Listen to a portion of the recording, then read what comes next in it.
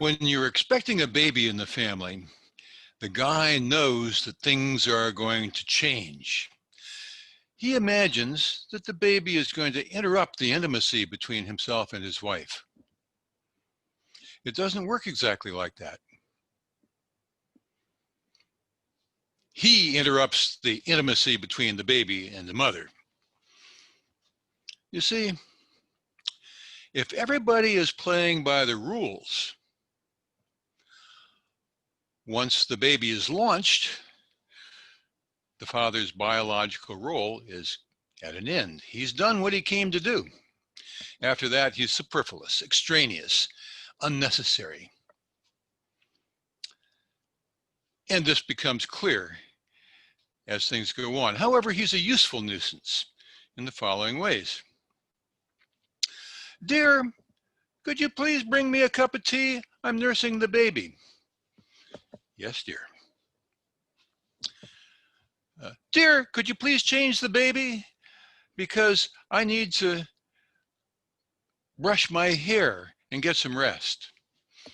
Yes, dear.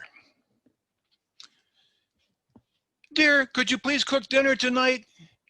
Because I don't have time because I'm with the baby. Yes, dear.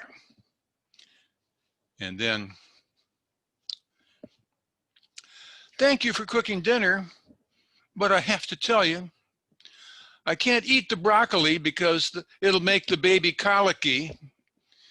I can't eat the shrimps because it'll give the baby a rash, but thank you for trying. That's the expression that you get. Men are second best, but what the hell, you're all she's got, she has to put up with it. So you mumble along doing the best you can. You can't avoid making mistakes. For instance, you walked into the bedroom. Tiptoe, tiptoe, tiptoe, tiptoe, tiptoe. The baby's sleeping. She's in there with your wife and your wife's mother. Tiptoe, tiptoe. But as you tiptoe past to get to the closet to get some clothes, 4 eyes turn and glare at you like you're a rogue elephant rampaging through the African savannah, uprooting trees and busting everything. Don't wake the baby. Yes, so you tiptoe and get your clothes and get out of there.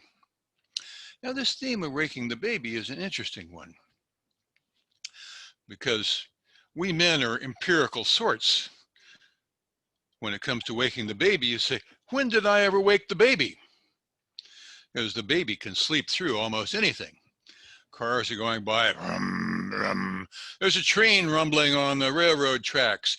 Older brother and sister are playing and the baby sleeps through it all marvelously. So when did I ever wake the baby? 2 weeks ago, you sneezed and she woke up. Well, I don't remember that. I have no recollection whatsoever. I don't think it happened. But if I don't want to spark an argument, I better shut up and accept it. Yes, dear. So it goes. Don't wake the baby.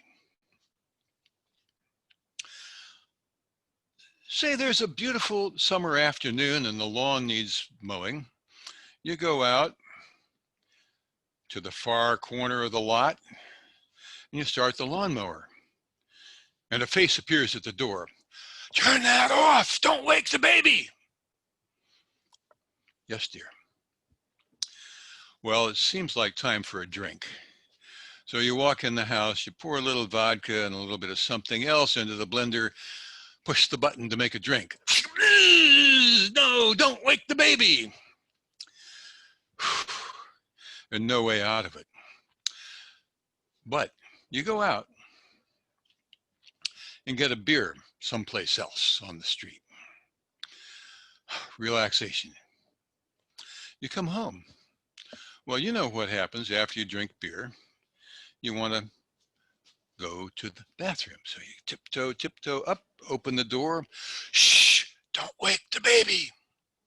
Well, I figure I can wait a little while. So we'll wait. And you listen and you hear the distant roar of thunder. Rum, rum. Then the rain starts. Pitter patter, pitter-patter, pitter-patter, pitter-patter, pitter-patter. On the window, all that water, all that water. You go back up and try again. Get out of here, don't wake the baby. So you don't wake the baby. Then you hear a noise next door. My gosh, it's firemen. Somehow, even in spite of the thunderstorm, the house next door is on fire. The firemen go, shh, shh, put it out. All that water, all that water.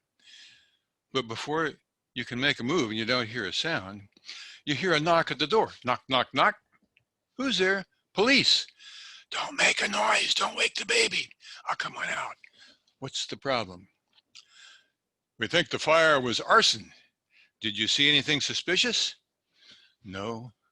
Well, thank you, sir. Shh, don't wake the baby. You go back in and hear the most delightful sound in the world. A baby crying. Ah! You run upstairs, go to the bathroom. Oh, sorry, dear, you can't come in. I'm changing the baby. You may think that just because you bought the house, you built the house, and you maintain the house, that's your house. Wrong. When the baby arrives, it's not your house. It's the baby's house. That's how it is. Madam Toastmaster.